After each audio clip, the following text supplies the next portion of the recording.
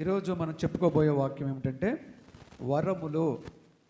వరములు అనే వాక్యాన్ని ఈరోజు పరిశుద్ధాత్మ దేవుడు నా ద్వారా మీతో మాట్లాడాలని ఆయన సిద్ధముగా ఉన్నారు. కాబట్టి జాగ్రత్తగా వినండి. వరములు, వరములు అనగా అందరికీ ఇష్టమే. వరాలంటే అందరికీ ఇష్టమే. వరాలు ఇష్టం లేని వాళ్ళు ఎవ్వరూ ఉండరు. దేవుడు వరమిస్తే అందరూ కూడా మాకు వరాలు కావాలి, మాకు వరాలు కావాలి అని అడుగుతారు.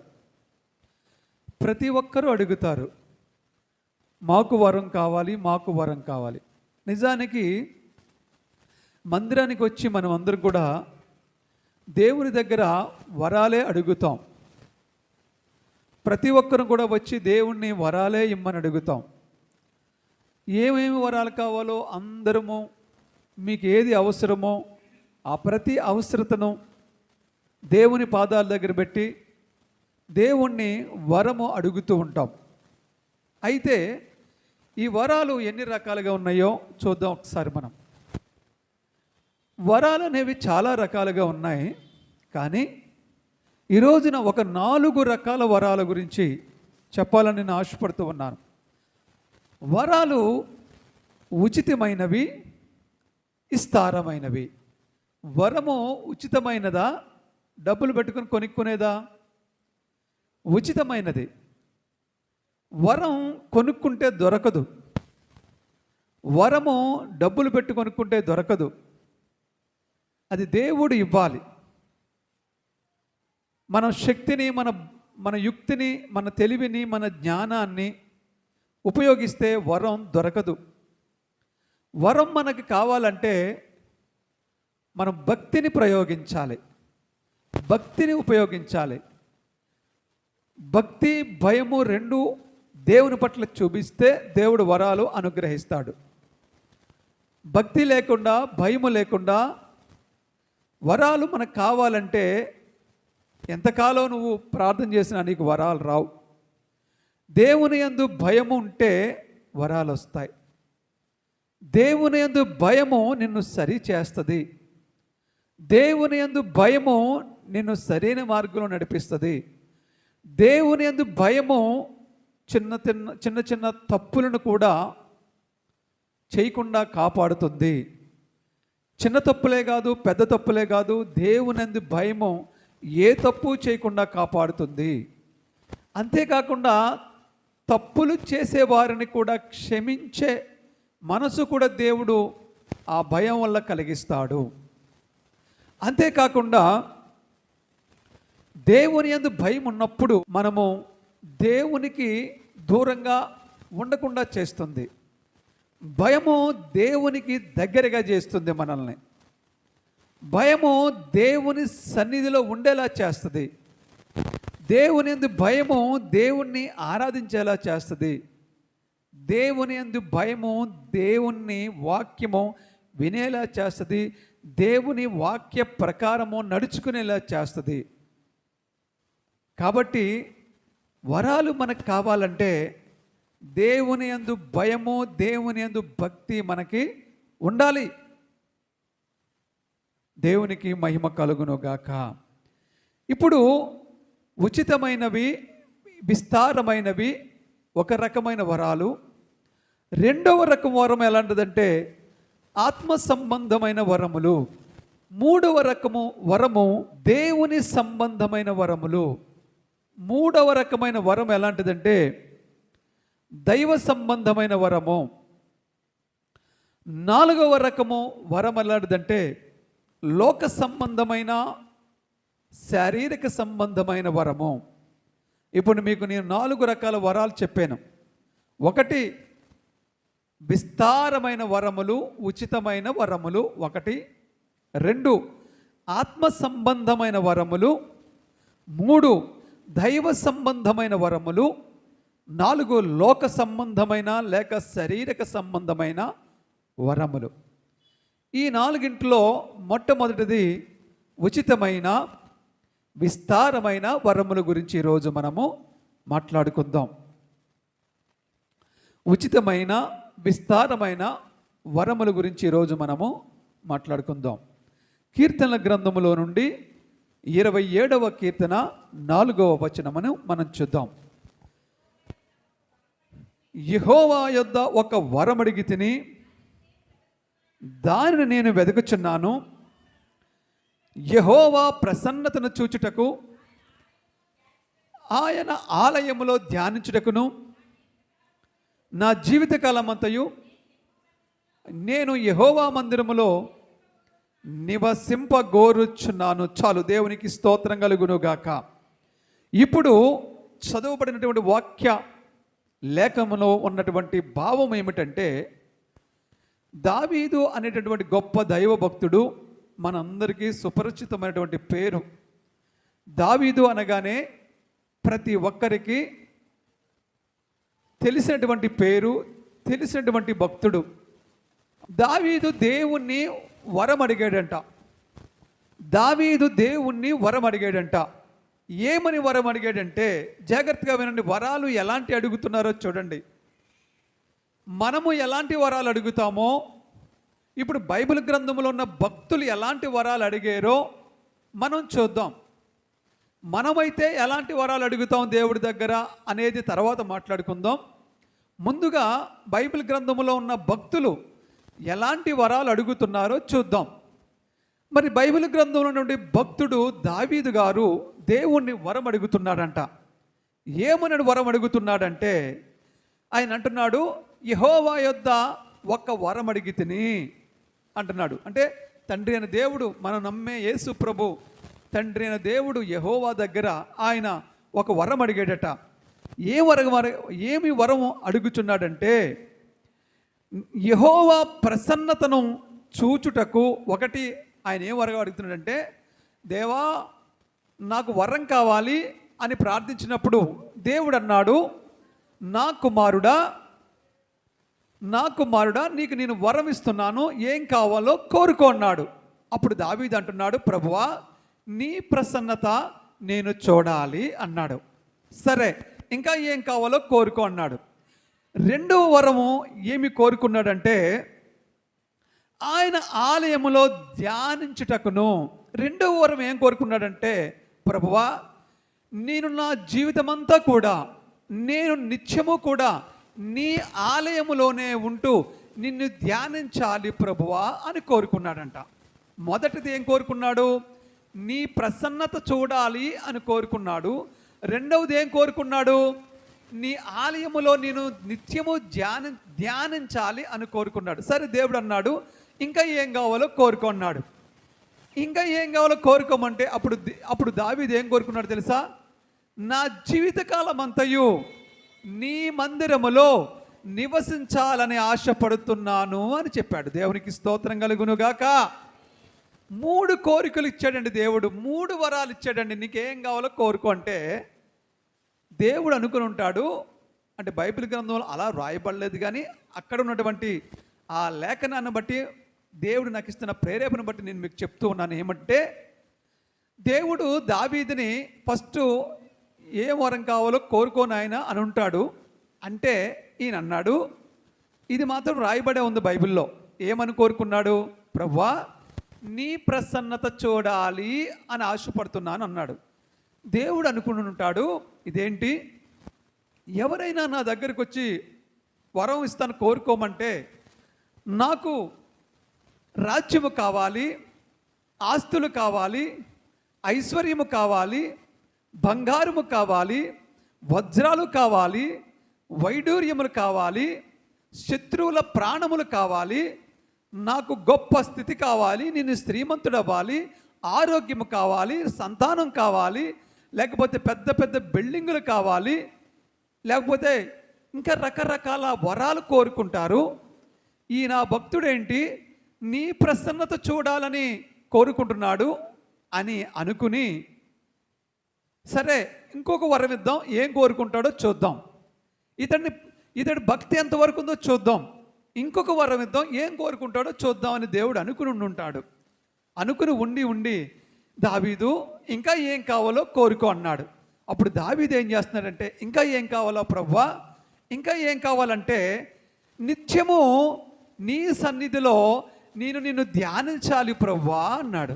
వా, దేవుడు అనుకుని ఉంటాడు రెండవ కోరికైనా కానీ తన కోసం కోరుకుంటాడేమో, రెండవ కోరికైనా తన కోసం కోరుకుంటాడేమో, తన జీవితం కోసం కోరుకుంటాడేమో, తన కుటుంబం కోసం కోరుకుంటాడేమో, తన రాజ్యం కావాలని అడుగుతాడేమో, తన బ్రతుకు కావాలని అడుగుతాడేమో, ఆరోగ్యం కావాలని అడుగుతాడేమో, ఐశ్వర్యం కావాలని అడుగుతాడేమో అనుకుని ఉండి ఉంటాడు దేవుడు. కాబట్టి రెండవ కోరిక ఏం కావాలో కోరుకో అంటే, రెండవ కోరిక దావీదు ఏం కోరుకున్నాడంటే, నిత్యము నేను నిన్ను ధ్యానించాలి అని కోరుకున్నాడు. అప్పుడు ప్రభు అన్నాడు, ఇంకా చూద్దాం ఎంతవరకు ఇతడు నిలబడతాడో చూద్దాం అనుకుని ఉంటాడు దేవుడు. మూడవ కోరిక ఏం కావాలో కోరుకో నా కుమారుడా అన్నాడు. ఇప్పుడైనా తనకి అష్టైశ్వర్యాలు కావాలని కోరుకుంటాడేమో అని ఒకవేళ దేవుడు చూచి అనుకుని ఉండి ఉంటే దావీదేమన్నాడో తెలుసా? దావీదేమన్నాడో తెలుసా? మూడవ కోరిక ఏం కోరుకున్నాడో తెలుసా? ప్రభువా నా తండ్రి, నా జీవితం అంతా కూడా నీ మందిరములో నివసించాలని కోరుకుంటున్నాను ప్రభువా అన్నాడు. గట్టిగా చప్పట్లు కొట్టి దేవుణ్ణి మహిమపడదాం. హల్లెలూయా. నిజంగా బైబిల్ గ్రంథంలో కొన్ని అంశాలు ఇక్కడ నేను చెప్పిన రాయబడలేదు, కానీ నిజంగా దేవుడు అనుకుని ఉంటాడు దావీదుని. ఎంత గొప్ప భక్తుడు. నేను 3 వరాలు ఇచ్చినా కానీ 3 వరాలు కూడా నా గురించే కోరుకున్నాడు తప్ప తన గురించి ఒక్కటి కూడా కోరుకోలేదు. ఒకటి, యెహోవా ప్రసన్నత చూడాలని. 2, ఆయన సన్నిధిని నిత్యము ధ్యానించాలని. 3, యెహోవా సన్నిధిలో జీవితాంతము నివసించాలని. ఇదే కదా కోరుకున్నాడు. యెహోవా మందిరంలో నివసించాలని కోరుకున్నాడు.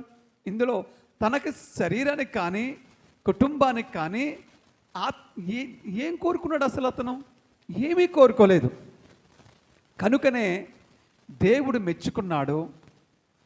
దేవుడు మెచ్చుకుని అతనికి వాటితో పాటుగా ఈ 3 కోరికలతో పాటుగా దావీదుకి ఏమిచ్చాడండి? ఏమిచ్చాడు దావీదు? తెలుసు కదా మనకి. గొప్ప రాజ్యాన్ని ఇచ్చాడు. 40 సంవత్సరాలు ఏకఛత్రాధిపత్యంగా పరిపాలించే గొప్ప రాజుగా చేసేసాడు. అవునా కాదా? నీ సంతానము బోలెడంత సంతానం ఇచ్చేశాడు. నీ సంతానములో ఒక్కడైనా నా సింహాసనం మీద ఉంటాడు అని చెప్పాడు దేవుడు. అంటే నిత్యము సింహాసనం ఇచ్చేశాడు దేవుడు ఆయనకి. చూసారా ఏం కోరుకున్నాడు ఆయన? దేవుణ్ణి భక్తి, దేవుణ్ణి ఆరాధించాలి, దేవుని మందిరంలో ఉండాలి, దేవుని కోసం జీవించాలని కోరుకున్నాడు. కానీ దేవుడు ఏమి ఇచ్చాడు? అవి ఇచ్చాడు. దేవుడి కోసం జీవించే భాగ్యము ఇచ్చాడు, దేవుని సన్నిధిలో జీవించే భాగ్యం ఇచ్చాడు, దేవుని ధ్యానించే భాగ్యం ఇచ్చాడు, దేవుని ప్రసన్నత చూసే భాగ్యం ఇచ్చాడు. వాటితో పాటుగా అష్టైశ్వర్యాలు కూడా, రాజ్యాన్ని కూడా, గొప్ప రాజ్యాన్ని ఇచ్చేశాడు దావీదుకి. చూసారా, మనం కోరేటప్పుడు ఎలాంటి కోరికలు కోరాలంటే దైవిక సంబంధమైన కోరికలు కోరాలి. దైవిక సంబంధమైన కోరికలు కోరితే ఇహ సంబంధమైన కోరికలు కూడా దేవుడు తీరుస్తాడు. దైవిక సంబంధమైన కోరికలు మనం కోరినప్పుడు ఇహ సంబంధమైన కోరికలు తీరుస్తాడు. ఇప్పుడు దావీదు కొడుకు ఉన్నాడండి, సొలొమోను. అవునా? 40 సంవత్సరాలు దావీదు పరిపాలన అయిపోయిన తర్వాత, అతడు వృద్ధుడైపోయిన తర్వాత, బహువృద్ధుడైన తర్వాత, బాగా పండు ముసలుడైపోయిన తర్వాత దావీదు కుమారుడైనటువంటి సొలొమోను రాజ్య సింహాసనాన్ని అధిష్ఠించాడు. అవునా? తన కుమారుడు సొలొమోను ఆ రాజ్యాన్ని అధిష్ఠించాడు. అయితే సొలొమోను రాజ్యాన్ని అధిష్ఠించిన తర్వాత అతడు కూడా బాలుడైన కారణం చేత మరి సింహాసనం అతనికి వచ్చింది. కానీ ప్రజలేమో, రాజ్యమేమో పెద్దది. తన తండ్రి అయిన దావీదు 40 సంవత్సరాలు పరిపాలించి పండు ముసలుడైపోయిన తర్వాత రాజ్యాన్ని, చాలామంది కొడుకులు ఉన్నారు దావీదుకి, కానీ సొలొమోను అనే కుమారుడికి రాజ్యం వచ్చింది. రాజ్యం వచ్చిన తర్వాత సొలొమోను ఒక రోజు ఏం చేశాడంటే దేవునికి 1000 దహన బలులు అర్పించాడు. 1000 దహన బలులు అర్పించిన తర్వాత దేవుడు సంతోషపడి ఈ 1000 దహన బలులు అర్పించిన నా కుమారుడికి నేను వరాలు ఇవ్వాలనుకున్నాడు. ఆ రోజు రాత్రే సొలొమోనుకి కలలో స్వప్నములో ప్రత్యక్షమయ్యి, నా కుమారుడా సొలొమోను, నీకే వరం కావాలో కోరుకో అన్నాడు దేవుడు. మన దేవుడు, మనం నమ్ముకున్న దేవుడు యేసు ప్రభు, తండ్రి అయిన దేవుడు. నా కుమారుడా సొలొమోను, ఏ వరం కావాలో కోరుకో అన్నాడు. అప్పుడు సొలొమోను ఏం కోరుకున్నాడో తెలుసా? నా రాజ్యాన్ని ఇంకా విస్తరించు అని కోరుకోలేదు, నేను ఇంకా పెద్ద రాజునవ్వాలని కోరుకోలేదు, నాకు ఇంకా వెండి బంగారాలు కావాలని కోరుకోలేదు, నాకు ఆరోగ్యం కావాలని కోరుకోలేదు, నా ప్రాణం కావాలని కోరుకోలేదు, ఏమీ కోరుకోలేదు. కానీ ఏం కోరుకున్నాడంటే, ప్రభువా తండ్రి, నీ ప్రజలు ధూళి అంత విస్తారంగా ఉన్నారు, నీ ప్రజలు, వీళ్ళని పరిపాలించమని నన్ను రాజుగా చేసావు. అయితే ఈ ప్రజల్ని పరిపాలించడానికి, నీ బిడ్డల్ని పరిపాలించడానికి నాకు జ్ఞానం సరిపోవట్లేదు. కాబట్టి నీ బిడ్డల్ని మంచిగా పరిపాలించడానికి నాకు జ్ఞానం ప్రసాదించు తండ్రి అని అడిగాడు. కోరిక ఎంత న్యాయంగా ఉందో ఒక్కసారి ఆలోచించండి. వరం కావాలని కోరుకోమంటే ఎంత న్యాయమైన వరం కోరుకున్నాడో చూడండి.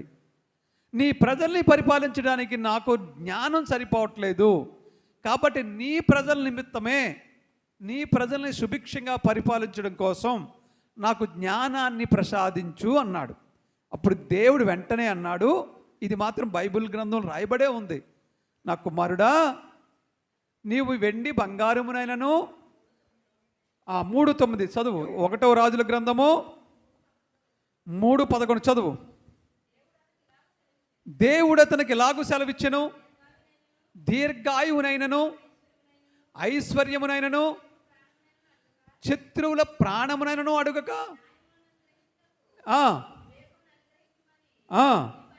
దేవునికి స్తోత్రం కలుగునుగాక. 1వ రాజుల గ్రంథము 3:11. నీవు శత్రువుల ప్రాణాన్ని అడగలేదు, దీర్ఘాయుష్ను అడగలేదు, ఇంకా పక్కన రాజ్యాలు కావాలని అడగలేదు, న్యాయాన్యాయాలు తీర్చడానికి కావలసిన జ్ఞానాన్నే అడిగావు. దేవునికి స్తోత్రం కలుగునుగాక.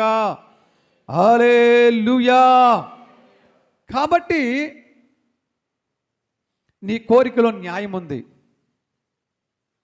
నీ కోరికలో నీతి ఉంది, నీ కోరికలో యథార్థత ఉంది. కాబట్టి నీకు నేను వీటితో పాటుగా సిరి సంపదలను సమస్తాన్ని కూడా నీకు ఇచ్చేస్తున్నానని చెప్పాడు. గట్టిగా చప్పట్లు కొట్టి దేవుని మహిమపడదాము. హల్లెలూయా, హల్లెలూయా, హల్లెలూయా. చూడండి, మనము యథార్థమైన కోరిక కోరితే, న్యాయమైన కోరిక కోరితే, ధర్మమైన కోరిక కోరితే, న్యాయమైన జీవితాన్ని జీవిస్తే దేవుడు మనకి అడగకపోయినా దేవుడు మనకి ఇచ్చేస్తాడు. అడిగితేనే కాదు, అడగకపోయినా ఇచ్చేస్తాడు. మనం ఎలాంటి జీవితం జీవించాలి? న్యాయమైన జీవితం జీవించాలి, ధర్మమైన జీవితం జీవించాలి, భయభక్తులు కలిగిన జీవితం జీవించాలి. వరాలు కూడా ఎలాంటి వరాలు కోరుకోవాలంటే న్యాయమైన వరాలు కోరుకోవాలి, ధర్మమైన వరాలు కోరుకోవాలి, దేవునికి మెచ్చే వరాలు కోరుకోవాలి, దైవికమైన వరాలు కోరుకోవాలి. అప్పుడు దేవుడు వాటితో పాటుగా వీటిని కూడా దేవుడు ఇచ్చేస్తాడు.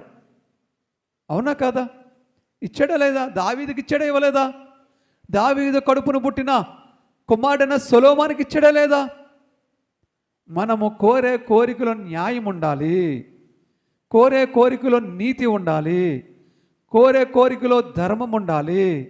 దేవుడు తప్పకుండా తీరుస్తాడు. మన కోరికలో న్యాయం లేనప్పుడు, మన కోరికలో యథార్థత లేనప్పుడు దేవుడు ఏం చేస్తాడు తెలుసా?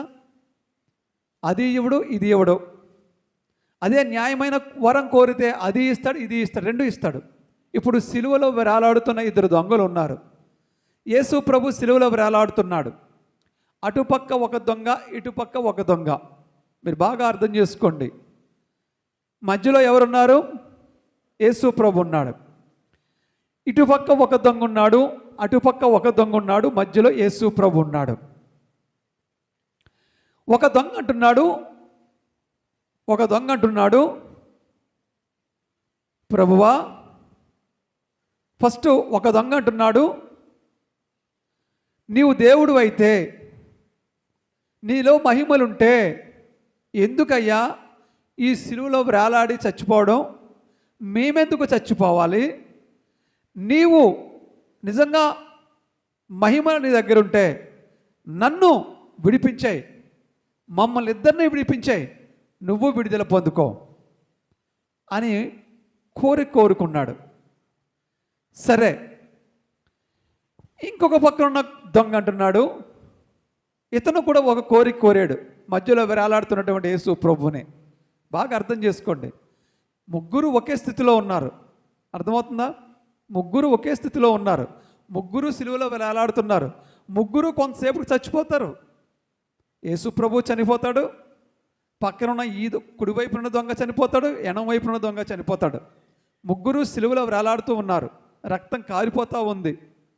ఒక దొంగ ఏమో కోరుతున్నాడు, ఏమనంటే యేసు ప్రభుని, నువ్వు నిజంగా దేవుడి కుమారుడు అయితే, నీకు నిజంగా మహిమలుంటే ఎందుకు ఇలా మనం వేలాడి ఇలా చచ్చిపోవడం కారణం ఎందుకు? మమ్మల్ని బ్రతికించే, నువ్వు బ్రతికే అని కోరుతున్నాడు ఒక కోరిక. అదే స్థితిలో ఉన్న మరొక దొంగ ఏం కోరుతున్నాడంటే, ప్రభువా, నీవు నీ రాజ్యముతో వచ్చినప్పుడు నన్ను జ్ఞాపకం చేసుకో అన్నాడు. కోరికలో ఎంత వ్యత్యాసం ఉందో ఒక్కసారి చూడండి. ఇద్దరికి ఎంత స్వభావం తేడా ఉందో చూడండి. ఇద్దరు ఒకే స్థితిలో ఉన్నారు, కానీ స్వభావం ఎంత తేడా ఉందో చూడండి. ఈ దొంగ ఏం కోరుతున్నాడు, ఈ దొంగ ఏం కోరుతున్నాడు? ఒక దొంగ అంటున్నాడు, నువ్వు దేవుడు అయితే మమ్మల్ని బ్రతికించు, నువ్వు బ్రతికే అంటున్నాడు. ఈ దొంగ అంటున్నాడు, ఆ దొంగని గద్దించి, ప్రభువా, నీ రాజ్యంతో వచ్చినప్పుడు మమ్మల్ని జ్ఞాపకం చేసుకో అన్నాడు. దేవునికి స్తోత్రం కలుగునుగాక. అప్పుడు యేసు ప్రభు, మధ్యలో ఉన్న యేసు ప్రభు ఎవరి కోరిక తీర్చాడు? నువ్వు బ్రతికే మమ్మల్ని బ్రతికించే అన్నవాడు కోరిక తీర్చాడా?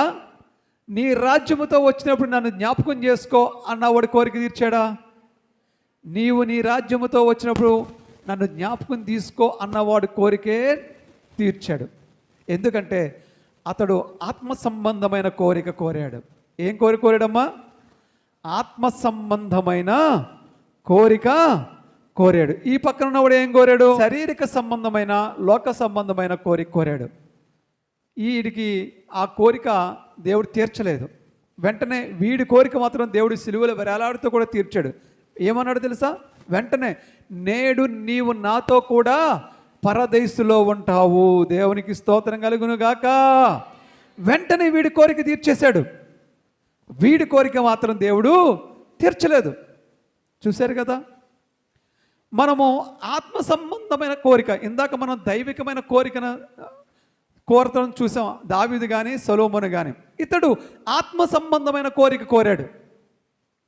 ఆత్మ సంబంధమైన వరాలు ఎలాంటివి అంటే, గలతీలు రాసిన పత్రిక 5వ అధ్యాయం, గలతీ 5:22, అయితే ఆత్మఫలమేమనగా ప్రేమ, సంతోషము, సమాధానము, దీర్ఘశాంతము, దయాళత్వము, మంచితనము, విశ్వాసము, సాత్వికము, ఆశానిగ్రహము, ఇట్టివానికి విరోధమైనది ఏదీ లేదు. చాలు. దేవునికి స్తోత్రం కలుగును గాక. హల్లెలూయా, హల్లెలూయా, హల్లెలూయా.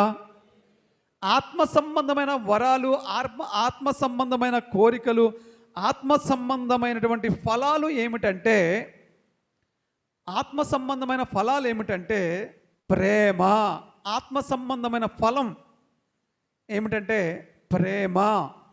మనమందరము ప్రేమ కలిగి ఉండాలి, సహోదరి ప్రేమ కలిగి ఉండాలి, ఒకరి పట్ల ఒకరికి ప్రేమ ఉండాలి, కష్టంలో ఉన్న వాళ్ళని ఆదుకోవాలి, కన్నీళ్ళలో ఉన్న వాళ్ళకి కన్నీళ్లు తొడవాలి, శోధనలో ఉన్న వాళ్ళ కోసం ప్రార్థన చేయాలి, అందరినీ మనము ప్రేమించాలి. రెండవదిగా సంతోషము. ఆత్మఫలం ఏమిటంటే రెండవది సంతోషం అంట. నువ్వు ఆత్మవరాలు కోరుకుంటే దేవుడు నీకు సంతోషం ఇస్తాడు. నీ హృదయంలో వాంఛ ఏముందో, నీకేం కోరిక ఉందో తీరుస్తాడు. తీర్చినప్పుడు నీకు సంతోషం కలుగుతుంది. దేవునికి స్తోత్రం కలుగును గాక. మనందరికీ కూడా అదే వర్తిస్తుంది. సమాధానము. ఇంకేంటి ఆత్మఫలము? సమాధానం. మన జీవితం ఎలాగుంటుందంటే సమాధానంగా ఉంటుంది. ఇంక అత్తమాను ఎత్తుపల్లాలుగా కాకుండా మన జీవితాల్లో ఎప్పుడు డిస్టర్బెన్స్గా కాకుండా సుఖ సంతోషాలతో సమాధానంగా ఉంటుందని దేవుడు సెలవిస్తున్నారు. తర్వాత దీర్ఘశాంతం అంటే లాంగ్ లైఫ్లో మనకి శాంతిని ప్రసాదిస్తాడు దేవుడు. దీర్ఘకాలం జీవించినంతకాలం ఎక్కువ కాలం మనము శాంతిగా జీవిస్తాం, అంటే నెమ్మదితో జీవిస్తాం. తర్వాత దయాళత్వం మనం ఆత్మ వరాలు కోరుకున్నప్పుడు దేవుడు మనకి దయాళత్వాన్ని కలిగిస్తాడు. మనిషి దయార్థ హృదయం కలిగి ఉండాలి, దయ కలిగి ఉండాలి. ఒక్కొక్కసారి కోపం వస్తుంది, కామనది, ప్రతి ఒక్కరికి కోపం వస్తుంది, నాకు కోపం వస్తుంది. కానీ మరుక్షణమే నేను దయ చూపిస్తాను. ఇప్పుడే కోపం పడతాను, ఆ మరుక్షణమే దయ చూపిస్తాను. దేవుడు వాక్యం కూడా ఉంది, ఏమనుంది? కోపపడుడి కానీ పాపం చేయకండి. ఆ కోపం ఎప్పటి వరకు ఉండాలంట? సూర్యుడు అస్తమించే లోపల మళ్ళా ఆ కోపం తీరిపోవాలి, మళ్ళీ మనము కలిసి సంతోషంగా ఉండాలి. అలాంటి దయాళత్వం మనలో ఉండాలి. కోపం అనేది ప్రతి ఒక్కరికి వస్తుంది, కానీ ఆ కోపాన్ని వెంటనే తగ్గించుకునే గుణం కూడా మనలో ఉండాలి. వెంటనే తగ్గిపోలే కోపం. అది రోజు రోజుకి ఆ కోపము పగగా మారి, ఆ కోపము కసిగా మారి, ఆ కోపము కక్షగా మారి, చివరికి అది పాపంగా మారుతుంది. అది పెద్ద గొడవకు దారితీస్తుంది. ఏమవుతుందండి? చిలికి ఏమవుతుందండి? గాలియం అని అయిపోద్ది. అవునా కదా? చిన్న చిన్న కోపాలే పెద్ద గొడవలకి దారి తీస్తాయి. అవునా? ఏముంది? చిన్న కోపమే. పొద్దున ఏదో మాట అనుకున్నారు, సాయంత్రం మాట్లాడేసుకుంటే అయిపోద్ది, అక్కడతో వదిలిపోద్ది. అది లేదనుకుంటే అది మనసులో పెట్టేసుకుని బాడీ అదంతా కూడా పాకేస్తుంది, స్ప్రెడ్ అయిపోద్ది. బాడీ అంతా స్ప్రెడ్ అయిపోయి అది ఏమైపోద్దంటే బీపీ రేజ్ అయిపోతూ ఉంటుంది, షుగర్ ఫ్లక్చువేషన్ అవుతూ ఉంటుంది. బాడీ అంతా అన్నీ కూడా మనలో ఉండే కణాలు ఉంటాయి, మిలియన్స్ ఆఫ్ కణాలు ఉంటాయి, మనలో జీవాలు ఉంటాయి. అవన్నీ అదుపు తప్పిపోతూ ఉంటాయి, క్రమం తప్పిపోతూ ఉంటుంది, బ్యాలెన్స్ కోల్పోతూ ఉంటాయి. ఏది ఎలాగెళ్ళాలో, ఈ రైట్లోకి వెళ్ళాలో, లెఫ్ట్లోకి వెళ్ళాలో, అప్పు ఎలాగెళ్ళాలో వాటికి తెలియక గజిబిజిగా తిరిగేస్తూ ఉంటాయి. ఇవన్నిటికీ కారణం ఏంటండి? బుర్రలో ఉన్న కోపం. ఈ కోపాన్ని కూడా మనము దేవుడు చెప్పిన ప్రకారంగా దేవుడు ఒకటే మాట చెప్పాడు, నువ్వు కోపపడు కానీ పాపం చేయకన్నాడు. నీ కోపము సాయంత్రం లోపల విడిచిపెట్టాయి అన్నాడు.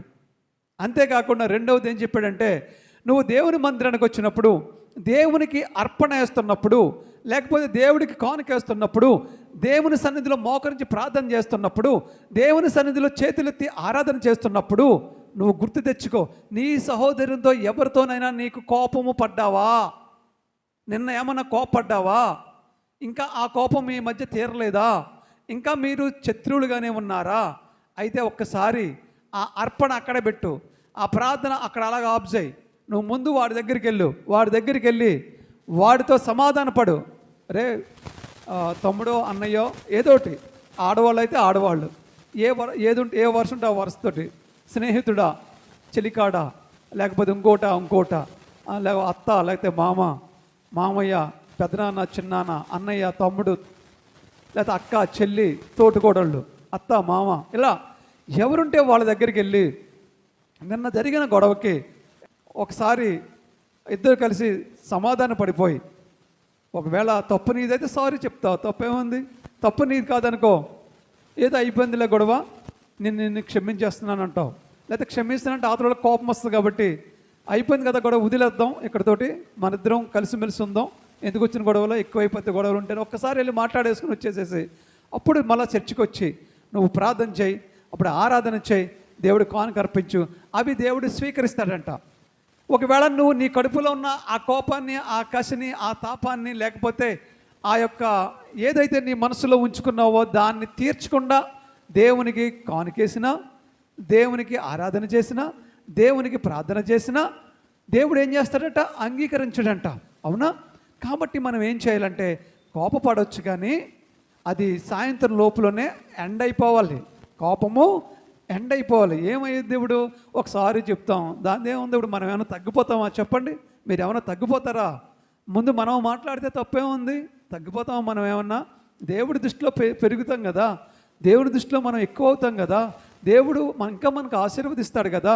కాబట్టి మీ మధ్య ఒకరి మధ్య కూడా మంచి సహృదయభావం ఏర్పడుతుంది కదా. కోపంతో ఉంటే, కక్షతో ఉంటే అది అలా ఇంకా ఎక్కువైపోద్ది కానీ తక్కువ అవ్వదు. అదే ఒక్కసారి మాట్లాడేసుకున్నారనుకోండి, అన్నీ పోతాయి, హ్యాపీగా ఉంటారు. దేవునికి స్తోత్రం కలుగును గాక. దేవుని దృష్టిలో అది మంచిది, నీ ఆరోగ్యానికి అది మంచిది. కాబట్టి కోపం విషయంలో నీవు జాగ్రత్త పడాలని దేవుడు చెప్తున్నాడు. దయ కలిగి ఉండాలని దేవుడు చెప్తున్నాడు. తర్వాత విశ్వాసం ఉండాలి. ఆత్మఫలం ఏంటండి? విశ్వాసం. నువ్వు దేవుని మీద పూర్తి విశ్వాసంగా ఉండాలి. నా దేవుడు నాకు చేస్తాడు, నా దేవుడు నాకు ఇస్తాడు, నా దేవుడు నన్ను ఆరోగ్యపరుస్తాడు, నా దేవుడు నన్ను నేను కోరుకున్న తప్పకుండా ఇస్తాడు, నేను చేసే ప్రార్థన వింటాడు, నేను చేసిన ప్రార్థనకు సమాధానం ఇస్తాడు, నాకు తప్పకుండా నేను ఏమైతే ఆశపడుతున్నానో దేవుడు అది తీర్స్తాడు అని నీకు 100% నీకు నమ్మకం ఉండాలి. అదే విశ్వాసం అంటే. 100% కాదు, 100% నీకు నమ్మకం ఉండాలి. అప్పుడు దేవుడు తప్పకుండా నీకు తీరుస్తాడు. విశ్వాసం అంటే అదే. విశ్వాసం అనగా అమ్మా, వినుట వలన విశ్వాసం వస్తుంది, విశ్వాస సహితమైన ప్రార్థన రోగిని స్వస్థపరుస్తుంది. విశ్వాసం అంటే ఏమిటంటే కనిపించనిది దేవుడు మనకి కనిపించేలా చేస్తాడు. నీ కంటికి కనిపించకపోయినా నాకు తప్పకుండా జరిగి తీరుతుంది అని పట్టుదలతో ఉంటే అదే విశ్వాసం. అది ఎలాంటి పట్టుదల అంటే దేవుని మీద నమ్మకంతో కూడిన పట్టుదల, ప్రార్థనతో కూడిన పట్టుదల. ప్రార్థన ఉండాలి. మళ్ళా ప్రార్థనతో కూడిన పట్టుదల. ప్రతిరోజు ప్రార్థన చేస్తూ, దేవా నాకు అది తీర్చు, నాకు తీర్చు తీర్చు తీర్చు, నన్ను బాగు చేయి, నన్ను ముట్టు, నన్ను స్వస్థపరచు, నన్ను బలపరచు, నాకు ఆరోగ్యమి, నాకు ఐశ్వర్యమి, నాకు బలపరచు, నాకు గృహం కావాలి, గృహం ఇయ్యి, నాకు ఆరోగ్యం కావాలి, ఆరోగ్యం ఇయ్యి, ఏం కావాలంటే అది నువ్వు రోజు ప్రార్థన చేస్తే, విశ్వాసంతో ప్రార్థన చేసి, దేవుడు ఇస్తాడని నమ్మి విశ్వాసంతో ప్రార్థన చేస్తే దేవుడు తప్పకుండా తీరుస్తాడు. దేవునికి మహిమ కలుగును గాక. సాత్వికము, ఆశా నిగ్రహము. సాత్వికం అంటే సాత్వికం అంటే లోబడే తత్వం. మనిషికి లోబడే తత్వం ఉండాలి. అది చాలా దేవుడికి ఇష్టం. లోబడే వాళ్ళంటే దేవుడికి చాలా ఇష్టం. కాబట్టి మనం లోబడాలి దేవుడికి. లోబడితే దేవుడు మనల్ని బేగా ఆన్సర్ ఇస్తాడు. మనం లోబడకపోతే ఆన్సర్ త్వరగా రాదు. దేవునికి మహిమ కలుగునుగా. కాబట్టి ఏంటమ్మది? సాత్వికము, ఆశ, నిగ్రహం. ఇలాంటి వాటికి విరోధమైనది ఏదీ లేదంట. చూడండి ఎంత బాగుందో. ఇటు వాటికి విరోధమైన నియమమేదియు లేదు. నీకు ఎదురే లేదు, పోరా అంటారు కొంతమంది. అంటే ఈ గుణాలు నువ్వు కలిగి ఉంటే నీకు ఎదురు లేదు. అది నేనైనా, నువ్వైనా, మనమైనా, ఎవరైనా సరే ఈ గుణాలు మనము కలిగి ఉండాలి. చూడండి, అదే శారీరక సంబంధమైన వరాలు ఉన్నాయి, శారీరక సంబంధమైన ఫలాలు అక్కడ రాసి ఉన్నాయి. పైన మనం చదివితే 19లో ఉంటాయి. గలతీయులకు రాసిన పత్రిక 5వ అధ్యాయము 19వ వచనంలో రాయబడి ఉంటుంది. ఏంటి? ఆత్మ ఫలాలు కాదు, శరీరానికి సంబంధించిన ఫలాలు. అంటే ఇందా చెప్పాను కదా, మీరు ఏం వరం కోరుకుంటారంటే ఆత్మకు సంబంధించిన వరం కోరుకోవాలి, దైవిక సంబంధమైన వరం కోరుకోవాలని చెప్పాను కదా. దావీదు దైవిక సంబంధమైన వరమే కోరాడు, సొలొమోను దైవిక సంబంధమైన వరమే కోరాడు. సిలువలో ఊరాలాడే దొంగ ఆత్మ సంబంధమైన వరం కోరాడు. ఇంకొక దొంగ శారీరక సంబంధమైన వరం కోరాడు. ఆత్మ సంబంధమైన వరం ఎలాంటిదో ఇప్పుడు మీకు చెప్పాను. ప్రేమ, సంతోషము, సమాధానము, దీర్ఘశాంతము, దయాళత్వము, ఆశా నిగ్రహము, ఇవన్నీ ఆత్మ సంబంధమైన వరాలు. అదే శారీరక సంబంధమైన వరాలు ఎలాగుంటాయంటే, శారీరక సంబంధమైన వరాలు చూడండి, శరీర కార్యములు స్పష్టమైనవి. అవేవనగా జారత్వము, అపవిత్రత, కామకత్వము, విగ్రహారాధన, అభిచారము, ద్వేషములు, కలహములు, మత్సరములు, క్రోధములు, కక్షలు, భేదములు, విమతములు, అసూయ, మత్తతలు, అల్లరితో కూడిన ఆట మొదలైనవి. ఇవన్నీ కూడా శరీరానికి సంబంధించినటువంటి వరాలంట. నువ్వు శరీరం కోరుకుంటుంది. నీకు ఫస్ట్ చెప్పాను, బైబిల్ గ్రంథంలో ఉన్న భక్తులు ఎలాంటి వరాలు కోరుకున్నారో చూద్దాం. తర్వాత మనం ఏం వరం కోరుకుంటామో చెప్తానన్నాను. మనం ఏం వరం కోరుకుంటాం దేవుడి దగ్గర వచ్చి? దావీదులా మనం కోరుకుంటామా? సొలొమోనులా మనం కోరుకుంటామా? సిలువలో వేలాడే దొంగలా మనం కోరుకుంటామా? ఏం కోరుకుంటాం మనం? ప్రభువా అది కావాలి, నాకు ఇది కావాలి, నాకు ఏదో కావాలి, నాకు అవన్నీ ఇవ్వు తండ్రి, ఇవే కోరుతాం మనం. శరీరానికి సంబంధించిన వరం కోరుకుంటాం, కుటుంబానికి సంబంధించిన వరం కోరుకుంటాం, ఆరోగ్యానికి సంబంధించిన వరం కోరుకుంటాం, ఐశ్వర్యానికి సంబంధించిన వరం కోరుకుంటాం, లేకపోతే శత్రువుల గురించి వరం కోరుకుంటాం, ఆస్తిపాస్తుల గురించి వరం కోరుకుంటాం, ఇంటిని గురించి కోరుకుంటాం, పెళ్ళిళ్ళ గురించి, ఇంకా ఇంకా ఇంకా ఇంకా కోర్టులు, గొడవలు, కలహాలు ఇవన్నీ కోరుకుంటాం తప్ప దైవికమైన వరం మనం కోరుకోము, ఆత్మ సంబంధమైన వరం మనం కోరుకోము. అందుకే ఇవన్నీ రావట్లేదు మనకి. ఇవన్నీ రావాలంటే, నువ్వు కోరుకున్న కోరికలన్నీ తీరాలంటే తప్పు లేదు. నీ ఆరోగ్యం కోసం నువ్వు కోరుకున్న తప్పు కాదు, ఐశ్వర్యం కోరుకున్న తప్పు కాదు, నీ గృహం కావాలని కోరుకున్న తప్పు కాదు, పెళ్ళి కావాలని కోరుకున్న తప్పు కాదు, ఉద్యోగం కావాలని కోరుకున్న తప్పు కాదు, వ్యవసాయం ఫలించాలని కోరుకున్న తప్పు కాదు, వ్యాపారం బాగుండాలని కోరుకున్న తప్పు కాదు.